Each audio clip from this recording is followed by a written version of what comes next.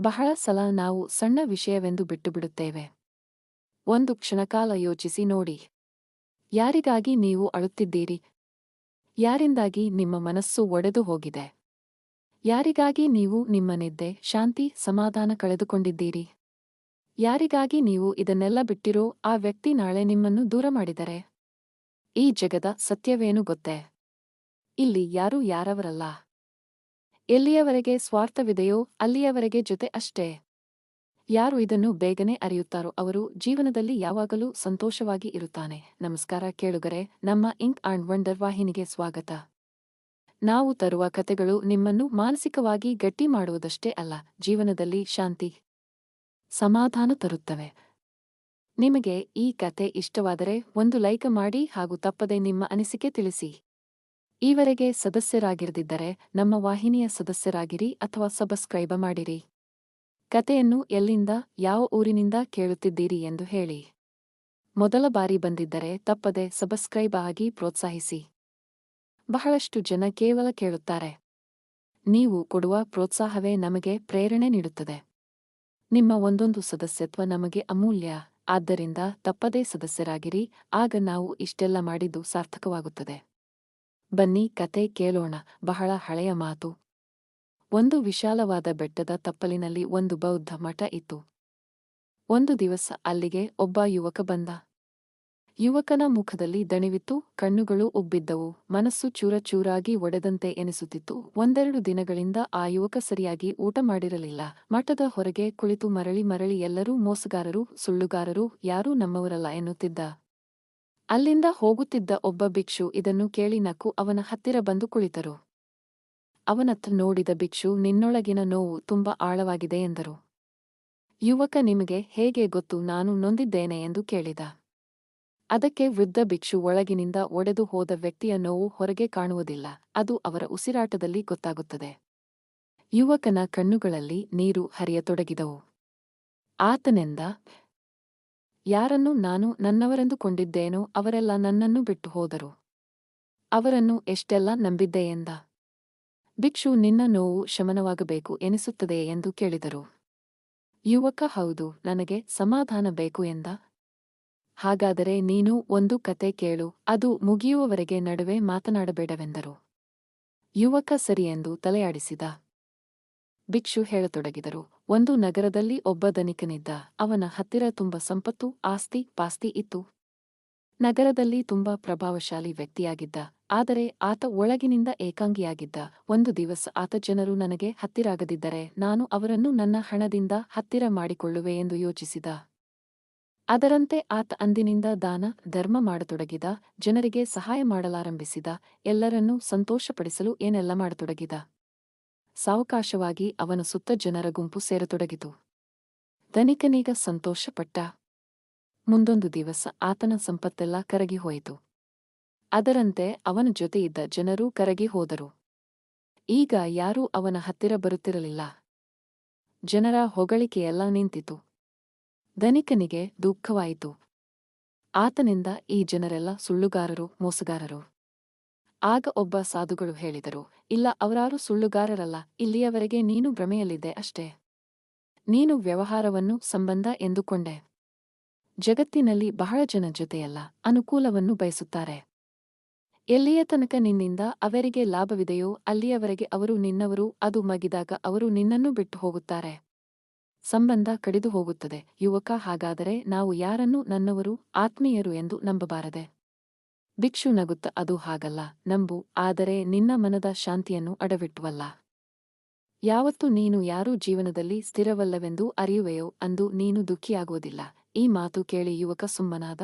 ಮೊದಲ ಬಾರಿಗೆ ಅವನ ಮುಖದಲ್ಲಿ ಸ್ವಲ್ಪ ಶಾಂತಿಯ ಕಳೆ ಕಾಣಿಸಿತು. ಭಿಕ್ಷು ಹೇಳಿದರು, ಜನರು ನಿನಗೆ ದುಃಖ ಕೊಡಲಿಲ್ಲ, ನಿನ್ನ ನಿರೀಕ್ಷೆ ನಿನಗೆ ದುಃಖ ಕೊಟ್ಟಿತು. ಯುವಕ, ಗುರುಗಳೇ, ನಂಬಿಕೆ ಇಡುವುದು ಹೇಗೆ ತಪ್ಪಾಗುತ್ತದೆ ಎಂದ. ಭಿಕ್ಷು ಒಂದು ಒಣ ಎಲೆಯನ್ನು ಗಾಳಿಯಲ್ಲಿ ತೂರಿದರು. ಅದು ಕೆಲಕಾಲ ಗಾಳಿಯಲ್ಲಿ ತೇಲುತ್ತ ಕಡೆಗೆ ನೆಲಕ್ಕೆ ಬಿದ್ದಿತು. ನೋಡಿದೆಯಾ, ಈ ಎಲೆ ಗಾಳಿಯ ಮೇಲೆ ಭರವಸೆ ಇಟ್ಟು ಹಾರಿತು. ಆದರೆ ಗಾಳಿ ಯಾವತ್ತೂ ಯಾರದೂ ಅಲ್ಲ. ಜೀವನದಲ್ಲಿ 3 ವಿಷಯಗಳು ಎಂದಿಗೂ ಸ್ಥಿರವಲ್ಲ: ಜನ, ಪರಿಸ್ಥಿತಿ, ಭಾವನೆಗಳು. ಹಾಗಿದ್ದರೆ ಸ್ಥಿರವಾದದ್ದು ಯಾವುದು? ಯುವಕ ಕೇಳಿದ. ಭಿಕ್ಷು ಎದೆಯ ಮೇಲೆ ಕೈಯಿಟ್ಟು ಹೇಳಿದರು, ಕೇವಲ ನಿನ್ನ ಮನಸ್ಸು. ಅದಕ್ಕೆ ಸರಿಯಾಗಿ ತರಬೇತಿ ನೀಡು. ಭಿಕ್ಷು ಯುವಕನನ್ನು ಮಠದೊಳಗೆ ಕರೆದೊಯ್ದರು. ಒಳಗೆ ಅನೇಕ ಜನ ಶಿಷ್ಯರು ಧ್ಯಾನ ಮಾಡುತ್ತಿದ್ದರು. ವಾತಾವರಣ ಶಾಂತವಾಗಿತ್ತು, ಗಂಟೆಯ ನಿನಾದವಿತ್ತು, ದೀಪದ ಬೆಳಕಿತ್ತು, ಸುಗಂಧವಿತ್ತು. ಭಿಕ್ಷು ಎಂದರು, ಇಲ್ಲಿ ಬರುವ ಎಲ್ಲರ ಕಥೆಯೂ ನಿನ್ನ ಕಥೆಯಂತೆಯೇ ಇರುತ್ತದೆ. ಯಾರೋ ಪ್ರೀತಿಯಲ್ಲಿ ಸೋತರು, ಯಾರೋ ಸಂಬಂಧದಲ್ಲಿ ಯಾರನ್ನೋ ನಂಬಿದವರು ದೂರ ಮಾಡಿದರು. ಯುವಕ, ಹಾಗಿದ್ದರೆ ಇವರೆಲ್ಲ ಇಷ್ಟು ಶಾಂತವಾಗಿ ಹೇಗಿದ್ದಾರೆ? ಭಿಕ್ಷು ಮುಗುಳ್ನಕ್ಕು ಹೇಳಿದರು, ಏಕೆಂದರೆ ಇವರು ಒಂದು ಕಲೆಯನ್ನು ಕಲಿತಿದ್ದಾರೆ. ಏಕಾಂತದಲ್ಲಿದ್ದು ಸಂತೋಷವಾಗಿರುವುದು. ಯುವಕ, ಅದು ಹೇಗೆ ಸಾಧ್ಯವೆಂದ? ಭಿಕ್ಷು ಹೇಳಿದರು, ಯಾವಾಗ ನೀನು ನಿನ್ನ ಮನಸ್ಸಿನೊಡನೆ ಸ್ನೇಹ ಮಾಡುವೆಯೋ ಆಗ ಏಕಾಂಗಿತನವಾಗಿರುವುದಿಲ್ಲ. ಭಿಕ್ಷು ಯುವಕನ ಕೈಯಲ್ಲಿ ನೀರು ತುಂಬಿದ ಬಟ್ಟಲು ಕೊಟ್ಟು ತಮ್ಮೊಡನೆ ಬರಲು ಹೇಳಿದರು. ಅವರು ಕಲ್ಲು ತಗ್ಗುದಿನ್ನೆಗಳಿದ್ದ ದಾರಿಯಲ್ಲಿ ನಡೆಯತೊಡಗಿದರು. ಕೆಲವೇ ಹೆಜ್ಜೆ ಇಡುವಷ್ಟರಲ್ಲಿ ಬಟ್ಟಲಿನ ನೀರು ತುಳುಕಿತು. ಅದನ್ನು ನೋಡಿ ಭಿಕ್ಷು, ನಿನ್ನ ಲಕ್ಷ್ಯವೆಲ್ಲಿತ್ತು ಎಂದರು. ಯುವಕ ತಾನು ದಾರಿಯೆಡೆ ನೋಡುತ್ತಿದ್ದೆ ಎಂದ. ಭಿಕ್ಷು ಒಡನೆಯೇ ಅದಕ್ಕೆ ನೀರು ಚೆಲ್ಲಿತು. ಯಾವಾಗ ನಮ್ಮ ಲಕ್ಷ್ಯ ಜಗತ್ತಿನೆಡೆ ಇರುತ್ತದೆಯೋ ಆಗ ಮನಸ್ಸು ಖಾಲಿ ಇರುತ್ತದೆ. ಯಾವಾಗ ಲಕ್ಷ್ಯ ನಮ್ಮ ಮನದೆಡೆ ಇರುವುದೋ ಆಗ ಜೀವನ ತುಂಬಿರುತ್ತದೆ. ನೀನು ಇತರರಿಂದ ಸಂತೋಷವನ್ನು ಪಡೆಯಲು ಯತ್ನಿಸಿದೆ. ಆದ್ದರಿಂದ ದುಃಖಿಯಾಗಿರುವೆ. ಸಂತೋಷವಾಗಿ ಇರಬೇಕಾದರೆ ನೀನು ನಿನ್ನನ್ನು ಅವಲಂಬಿಸು. ನೀನು ನಿನಗೆ ಆಸರೆಯಾದರೆ ಜಗದ ಯಾವ ಶಕ್ತಿಯೂ ನಿನ್ನನ್ನು ಬೀಳಿಸಲಾರದು. ಮೊದಲ ಬಾರಿಗೆ ಯುವಕನ ಕಣ್ಣುಗಳು ಮಿಂಚಿದವು. ಯುವಕ ಕೇಳಿದ, ಗುರುಗಳೇ, ನೆನಪುಗಳು ದುಃಖ ಕೊಟ್ಟರೇನು ಮಾಡುವುದು?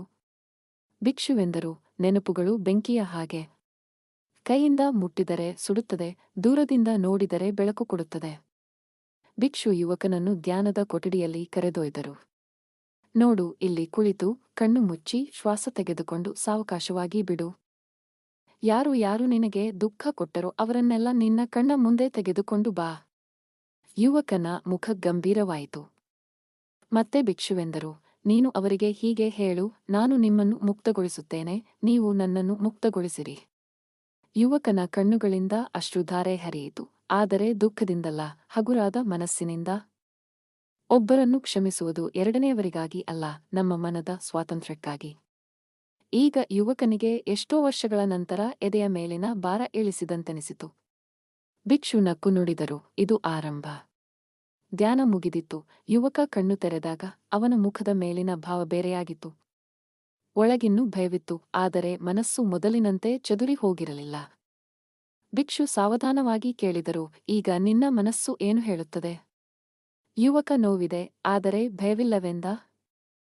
ಭಿಕ್ಷು ಹೇಳಿದರು, ಜನ ನೋವಿನಿಂದ ದೂರ ಓಡುತ್ತಾರೆ, ಆದರೆ ಜ್ಞಾನಿ ಜನ ಅದನ್ನು ತಿಳಿಯುವ ಪ್ರಯತ್ನ ಮಾಡುತ್ತಾರೆ. ನಾಳೆ ನಿನಗೆ ಕಡೆಯ ಶಿಕ್ಷಣ ಕೊಡುವೆ. ಅದು ನಿನಗೆ ಸಂತೋಷವಾಗಿರಲು ಕಲಿಸುತ್ತದೆ. ರಾತ್ರಿಯಾಗಿತ್ತು. ಗಗನದಲ್ಲಿ ಎಣಿಸಲಾರದಷ್ಟು ನಕ್ಷತ್ರಗಳು ಮಿನುಗುತ್ತಿದ್ದವು. ತಂಪಾದ ಗಾಳಿ ಬೀಸುತ್ತಿತ್ತು. ಆದರೆ ಯುವಕನಿಗೆ ನಿದ್ದೆ ಬಂದಿರಲಿಲ್ಲ. ಆಗಲೇ ಅವನಿಗೆ ಏನೂ ಇನ್ನೂ ನಿದ್ದೆ ಬರುತ್ತಿಲ್ಲವೇ ಎಂದದ್ದು ಕೇಳಿಸಿತು. ಅದೇ ವೃದ್ಧ ಭಿಕ್ಷುವಿನ ಧ್ವನಿಯಾಗಿತ್ತು. ಯುವಕ ಎದ್ದು ಕುಳಿತು ಹೇಳಿದ, ಇಲ್ಲ ಗುರುದೇವ. ಈ ನೆನಪುಗಳು ನನಗೆ ನಿದ್ದೆ ಮಾಡಲು ಬಿಡುವುದಿಲ್ಲ. ಹಳೆಯ ಮಾತುಗಳು, ನೆನಪುಗಳು ಮುಖಮನದಲ್ಲಿ ಬರುತ್ತಿವೆ. ಭಿಕ್ಷವೆಂದರು, ನೆನಪುಗಳು ಬಾಗಿಲು ಮುರಿದು ಬರುವುದಿಲ್ಲ, ನಾವೇ ನಮ್ಮ ಮನದ ಬಾಗಿಲನ್ನು ತೆರೆದು ಅವುಗಳನ್ನು ಒಳಗೆ ಕರೆಯುತ್ತೇವೆ. ಗುರುದೇವ, ಅವನ್ನು ಹೇಗೆ ನಿಲ್ಲಿಸಲಿ? ಭಿಕ್ಷುವೆಂದರು, ಅವುಗಳನ್ನು ನಿಲ್ಲಿಸಲು ಕಲಿಯಬೇಡ. ನೋಡುವುದನ್ನು ಕಲಿ. ನೆನಪಾದಾಗ ಅದನ್ನು ಒಂದು ಚಲನಚಿತ್ರದಂತೆ ನೋಡುವುದ ಕಲಿ. ಆಗ ಅಲ್ಲಿ ನೀನೊಬ್ಬ ದರ್ಶಕ ಮಾತ್ರ, ಪಾತ್ರವಲ್ಲ. ಯಾರು ವಿಚಾರವನ್ನು ಚಲನಚಿತ್ರದಂತೆ ನೋಡುತ್ತಾರೆ ಅವರು ವಿಚಾರದ ಗುಲಾಮನಾಗುವುದಿಲ್ಲ. ಯುವಕನೆಂದ, ಗುರುಗಳೇ, ಜೀವನದಲ್ಲಿ ಯಾರೂ ನಮ್ಮವರು ಇರುವುದಿಲ್ಲವೇ? ಭಿಕ್ಷು ನಕ್ಕರು. ಅದರಲ್ಲಿ ಕರುಣೆ ತುಂಬಿತ್ತು. ಅವರೆಂದರು, ನಿನ್ನ ಪ್ರಶ್ನೆ ಅಪೂರ್ಣವಾದುದು. ಸರಿಯಾಗಿ ಕೇಳಬೇಕಾದದ್ದು, ಯಾರು ಸ್ಥಿರವಾಗಿದ್ದಾರೆ? ಆಕಾಶದತ್ತ ಕೈಮಾಡಿ ಹೇಳಿದರು, ಆ ನಕ್ಷತ್ರಗಳನ್ನು ನೋಡುತ್ತಿರುವೆಯಷ್ಟೇ. ಅವು ಸಾವಿರಾರು ವರ್ಷಗಳಿಂದ ಮಿಂಚುತ್ತಿವೆ. ಆದರೆ ಒಂದು ದಿನ ಅವು ಆರಿಹೋಗುತ್ತವೆ. ನಕ್ಷತ್ರಗಳೇ ಸ್ಥಿರವಲ್ಲವೆಂದ ಮೇಲೆ ಮನುಷ್ಯರು ಹೇಗೆ ಸ್ಥಿರವಾಗಿರಬಲ್ಲರು? ಸಮಸ್ಯೆ ಅವರ ರೂಪ ಬದಲಾಗುವುದಲ್ಲ, ಸಮಸ್ಯೆ ಅವರು ಬದಲಾಗಬಾರದೆಂದು ನಾವು ಬಯಸುತ್ತೇವೆ. ನಂಬಿಕೆ ಸಂಬಂಧಗಳ ಸೇತುವೆಯೇ ಹೌದು. ಒಬ್ಬ ಶಿಷ್ಯ ಕೇಳಿದ, ಗುರುಗಳೇ, ದುಃಖ ಯಾವುದರಿಂದ ಬರುತ್ತದೆ? ಗುರುಗಳೆಂದರು, ಯಾವುದನ್ನು ನೀನು ಅತಿ ಹೆಚ್ಚು ನಿನ್ನದೆಂದು ಭಾವಿಸುವೆಯೋ ಅದರಿಂದ? ಹಾಗಾದರೆ ಯಾರನ್ನೇ ಆಗಲಿ ನಮ್ಮವರೆಂದುಕೊಳ್ಳಬಾರದೆ? ಗುರುಗಳು ಅದು ಹಾಗಲ್ಲ, ನನ್ನವರೆಂದುಕೋ, ಆದರೆ ಸಂಪೂರ್ಣ ಅವರ ಮೇಲೆ ನಿನ್ನ ಭಾವನೆಗಳ ತೊಡಗಿಸಿಡಬೇಡ. ಪ್ರೀತಿಸು, ಆದರೆ ಅವರ ಮೇಲೆ ಅವಲಂಬಿಸಬೇಡ. ಜೊತೆಯಾಗಿರು, ಆದರೆ ನಿನ್ನನ್ನು ನೀನು ಕಳೆದುಕೊಳ್ಳಬೇಡ. ಗಾಳಿ ಬೀಸಿತು, ದೀಪದ ಜ್ಯೋತಿ ಸ್ವಲ್ಪ ಅಲ್ಲಾಡಿತು, ಆದರೆ ಅರಳಿಲ್ಲ. ಭಿಕ್ಷುವೆಂದರ ಯಾರು ಗಾಳಿಯೊಂದಿಗೆ ಹೋರಾಡದೆ ತನ್ನ ಜ್ಯೋತಿ ಆರದಂತೆ ಇರುವನೋ ಅವನೇ ಸಂತೋಷವಾಗಿರಬಲ್ಲ. ಯುವಕನಿಗೆ ಈಗ ಸ್ವಲ್ಪ ತಿಳಿಯತೊಡಗಿತು. ಭಿಕ್ಷುವೆಂದರು, ಮಲಗು, ನಾಳೆ ನಿನ್ನ ಹೊಸ ಜೀವ ಆರಂಭವಾಗುವುದು. ಯುವಕ ಮೊದಲ ಬಾರಿ ಶಾಂತಿಯಿಂದ ಗಗನದತ್ತ ನೋಡಿದ. ಅವನಿಗನಿಸಿತು, ಬಹುಶಃ ನಾನು ಸಂತೋಷವಾಗಿರುವುದನ್ನ ಕಲಿಯಬಲ್ಲೆ. ಮುಂಜಾನೆಯ ಬೆಳಕಿನ ಕಿರಣ ಬೆಟ್ಟದ ಮೇಲೆ ಬಿದ್ದಿತ್ತು. ಹಕ್ಕಿಗಳ ಕಲರವ ಕೇಳುತ್ತಿತ್ತು. ಬಹುದಿನಗಳ ನಂತರ ಅವನಿಗೆ ದೀರ್ಘ ನಿದ್ದೆಯ ಅನುಭವವಾಗಿತ್ತು. ಮನವಿನ್ನೂ ಸಂವೇದನೆಯಿಂದ ಕೂಡಿತ್ತು. ಆದರೆ ಒಡಕಾಗಿರಲಿಲ್ಲ. ಯುವಕನೆದ್ದು ಹೊರಬಂದ. ಭಿಕ್ಷು ಆಗಲೇ ಅಲ್ಲಿ ಕುಳಿತಿದ್ದರು. ಅವರು ಮುಗುಳ್ನಗುತ್ತ, ಬಂದೆಯ, ಬಾ, ಇವತ್ತು ನಿನ್ನ ಕೊನೆಯ ಪಾಠದ ದಿನ. ಗುರುಗಳು ಅವನ ಕೈಯಲ್ಲಿ ಒಂದು ಬಟ್ಟೆಯ ಚೀಲವನ್ನು ಕೊಟ್ಟರು. ಅದರಲ್ಲಿ ಕಲ್ಲುಗಳು ತುಂಬಿದ್ದವು. ಇದನ್ನು ಹೆಗಲ ಮೇಲೆ ಇಟ್ಟುಕೊಂಡು ಬಾ ಎಂದರು. ಯುವಕ ಚೀಲವನ್ನೆತ್ತಿದ. ಅದು ಭಾರವಾಗಿತ್ತು. ಇಬ್ಬರೂ ಬೆಟ್ಟದ ದಾರಿಯಲ್ಲಿ ನಡೆಯತೊಡಗಿದರು. ಸ್ವಲ್ಪ ಹೊತ್ತಿನ ನಂತರ ಯುವಕನ ಉಸಿರಾಟ ಜೋರಾಯಿತು. ನಡೆಯುವ ವೇಗ ಕಡಿಮೆಯಾಯಿತು. ಯುವಕನೆಂದ, ಗುರುಗಳೇ, ಚೀಲ ಬಹಳ ಭಾರವಾಗಿದೆ. ಭಿಕ್ಷು ಶಾಂತವಾಗಿ ಹೇಳಿದರು, ನಡೆಯುತ್ತ ಇರು. ಸ್ವಲ್ಪ ದೂರ ಹೋಗಿ ನಿಂತು ಚೀಲದಿಂದ ಒಂದು ಕಲ್ಲನ್ನು ತೆಗೆದು ಹೊರಗಿಡು ಎಂದರು.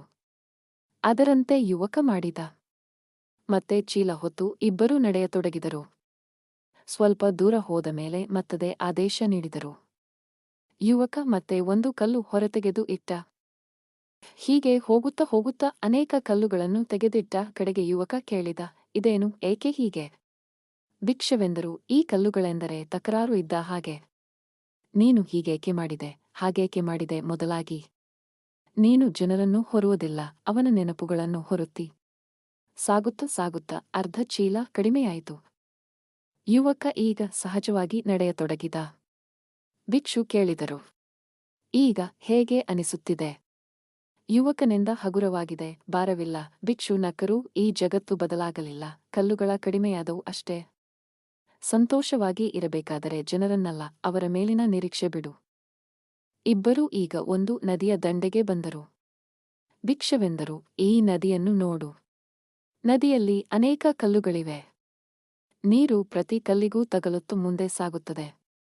ಆದರೆ ಅದು ನಿಲ್ಲುವುದಿಲ್ಲ. ಪ್ರತಿ ಕಲ್ಲಿನೊಂದಿಗೆ ನದಿ ತಕರಾರು ಮಾಡುತ್ತಿದ್ದರೆ ಅದು ಸಮುದ್ರವನ್ನು ಸೇರುತ್ತಿರಲಿಲ್ಲ. ನಿನಗೆ ಸಮುದ್ರವಾಗಬೇಕಿದೆಯೋ, ಕಲ್ಲಾಗಬೇಕಿದೆಯೋ ಹೇಳು ಎಂದರು. ಭಿಕ್ಷು ಹೇಳಿದರು, ಕಣ್ಣು ಮುಚ್ಚು. ಜೀವನದ ಪ್ರತಿಯೊಬ್ಬರನ್ನು ನೆನಪಿಸಿಕೊ. ಮನದಲ್ಲಿಯೇ ನಿನ್ನಿಂದ ದೂರ ಹೊರಟು ಹೋದವರಿಗೆ ನೀವು ನನ್ನನ್ನು ದೃಢ ಮಾಡಿದಿರಿ ಎಂದು ಧನ್ಯವಾದ ಅರ್ಪಿಸು. ಯುವಕ ಕಣ್ಣೀರು ಹರಿಸತೊಡಗಿದ. ಆದರವನ ಮುಖದಲ್ಲಿ ನಗುವಿತ್ತು. ಯಾರು ಹೊರಟ ಹೋದರೋ ಆತ ಶಿಕ್ಷಕ, ಯಾರು ನಿಂತರೋ ಅದು ಅನುಭವ. ಯುವಕ ಕಣ್ತೆರೆದು ಹೇಳಿದ, ಗುರುದೇವ, ತಿಳಿಯಿತು, ಯಾರೂ ನನ್ನವರಲ್ಲ, ಹಾಗೆಂದು ನಾನೂ ಒಂಟಿಯಲ್ಲ. ನನಗೆ ನನ್ನವನಾಗಲು, ನಾನು ನಾನಾಗಿರಲು ಕಲಿಯಬೇಕಾಗಿದೆ. ಭಿಕ್ಷು, ಈಗ ನೀನು ಸಂತೋಷದಿಂದಿರುವ ಮೊದಲ ಸೂತ್ರ ಕಲಿತಿರುವೆ ಎಂದರು. ನದಿಯ ದಡ ಶಾಂತವಾಗಿತ್ತು. ಸೂರ್ಯ ಮೇಲೆ ಬಂದಿದ್ದ. ವರ್ಷಗಳ ನಂತರ ಮೊದಲ ಬಾರಿ ಯುವಕನ ಮುಖದಲ್ಲಿ ಶಾಂತಿಯಿತ್ತು. ಭಿಕ್ಷು, ಇಂದು ನಿನಗೆ ಅಂತಿಮ ಸೂತ್ರ ಕೊಡುತ್ತೇನೆ. ಅದನ್ನರಿತರೆ ನೀನು ಜೀವನ ಪೂರ್ತಿ ಸಂತೋಷದಿಂದ ಇರಬಲ್ಲೆ. ಜಗತ್ತಿನಲ್ಲಿ ದುಃಖದ ಮೂಲ ಕಾರಣ ಹಿಡಿದಿರುವುದು. ಸಂಬಂಧಗಳ ಹಿಡಿತ, ಅಹಂಕಾರದ ಹಿಡಿತ, ಅಭಿಮಾನದ ಹಿಡಿತ, ಹೊಗಳಿಕೆಯ ಹಿಡಿತ, ಹೀಗೆ. ಸುಖದ ನಿಜವಾದ ಕಾರಣ ಪ್ರವಾಹ, ಹರಿಯುವಿಕೆ, ಚಲನೆ. ಯಾವುದು ಬಂದಿತು ಬರಲಿ, ಹೋಗಿದ್ದು ಹೋಗಲಿ. ದುಃಖಿಸಬಾರದು. ಯುವಕ, ಗುರುಗಳೇ, ಮನಸ್ಸು ಅದರಲ್ಲಿಯೇ ನಿಲ್ಲುತ್ತದೆ, ಅದಕ್ಕೇನು ಮಾಡುವುದು? ಭಿಕ್ಷುವೆಂದರು, ಮನಸ್ಸಿಡು, ಆದರೆ ಅದರಲ್ಲಿಯೇ ಮುಳುಗಬೇಡ. ಸಂಬಂಧ ನಮ್ಮ ಜೀವನದ ಭಾಗವೇ ಹೊರತು ಅದುವೇ ಜೀವನವಲ್ಲ. ಭಿಕ್ಷು ಯುವಕನನ್ನು ಮತ್ತೆ ಧ್ಯಾನದ ಕೊಠಡಿಯಲ್ಲಿ ಕರೆದೊಯ್ದರು. ಅಲ್ಲಿ ಅದೇ ದೀಪ ಉರಿಯುತ್ತಿತ್ತು. ಭಿಕ್ಷು ಕೇಳಿದರು, ಈ ದೀಪ ಯಾರಿಗಾಗಿ ಉರಿಯುತ್ತಿದೆ? ಯುವಕನೆಂದ, ಇಲ್ಲಿಗೆ ಯಾರು ಬರುವರೋ ಅವರಿಗಾಗಿ. ಭಿಕ್ಷು ಹೇಳಿದರು, ನಿಜ, ಆದರೆ ಅದು ನೀನು ಹೊಗಳುವಿ ಎಂದು ಉರಿಯುವುದಿಲ್ಲ, ಬಯಸುವುದೂ ಇಲ್ಲ, ಷರತ್ತು ಹಾಕುವುದಿಲ್ಲ, ಅದು ಸುಮ್ಮನೆ ಉರಿಯುತ್ತದೆ. ಅದು ಅದರ ಸ್ವಭಾವ. ಅದೇ ರೀತಿ ಮನುಷ್ಯ ತನ್ನ ಸ್ವಭಾವದಿಂದ ಬದುಕುತ್ತಾನೆ. ಎರಡನೆಯವರ ವ್ಯವಹಾರದಿಂದ, ಹೊಗಳಿಕೆಯಿಂದ ಅಲ್ಲ. ಯುವಕನೆಂದ, ಗುರುಗಳೇ, ಮತ್ತೆ ಯಾರಾದರೂ ಬಿಟ್ಟು ಹೋದರೆ ಹೇಗೆ? ಭಿಕ್ಷುವೆಂದರು, ಧನ್ಯವಾದ, ನೀವು ನನಗೆ ನಾನೇ ಆಧಾರವೆಂದು ನೆನಪು ಮಾಡಿಕೊಟ್ಟಿರಿ ಎನ್ನು. ಯುವಕ, ಗುರುಗಳೇ, ಈಗ ತಿಳಿಯಿತು, ಸಂತೋಷವಾಗಿರಲು ಎಲ್ಲನ್ನೂ ಬಿಡುವುದಲ್ಲ, ನಮ್ಮನ್ನು ನಾವು ಸಂಭಾಳಿಸಿಕೊಳ್ಳುವುದು. ಭಿಕ್ಷುವಿನ ಕಣ್ಣುಗಳು ಮಿಂಚಿದವು. ಈಗ ನೀನು ತಯಾರಾಗಿರುವೆ. ನಿನ್ನ ಊರಿಗೆ ಮರಳು, ಆದರೆ ಭಿಕ್ಷೆ ಬೇಡಲು ಅಲ್ಲ, ಪ್ರಕಾಶ ಕೊಡಲು. ಯುವಕ ಬೆಟ್ಟದಿಂದಿಳಿಯುತ್ತಿದ್ದ. ಅದೇ ರಸ್ತೆ, ಅದೇ ಕಲ್ಲು ಮಣ್ಣುಗಳು, ಅದೇ ಪರಿಸರ. ಆದರೆ ಅವನ ನೋಡುವ ದೃಷ್ಟಿ ಬೇರೆಯಾಗಿತ್ತು. ಎದುರಾದ ಜನರ ನೋಡ ಎಂದುಕೊಳ್ಳುತ್ತಿದ್ದ, ಇವರಾರು ಸ್ಥಿರವಲ್ಲ, ಇವರಲ್ಲಿ ನಾನು ಕಳೆದು ಹೋಗುವುದಿಲ್ಲ. ನನ್ನೊಂದಿಗೆ ನಾನಿದ್ದೇನೆ, ಆದ್ದರಿಂದ ಸಂತೋಷವಾಗಿರಬಲ್ಲೆ. ಜನರಲ್ಲಿ ನಿರೀಕ್ಷೆ ಕಡಿಮೆ ಇಡು. ಅಂದರೆ ಮಾನಸಿಕ ಶಾಂತಿ ಹೆಚ್ಚು ಸಿಗುತ್ತದೆ. ಇನ್ನೊಬ್ಬರ ಮೇಲಿನ ಹಿಡಿತ ಅವಲಂಬನೆ ಕಡಿಮೆಯಾದರೆ ನಗು ಜಾಸ್ತಿಯಾಗುತ್ತದೆ. ಎರಡನೆಯವರ ಅವಲಂಬಿಸದಿದ್ದರೆ ಬಹುಕಾಲ ಬದುಕಬಲ್ಲೆ.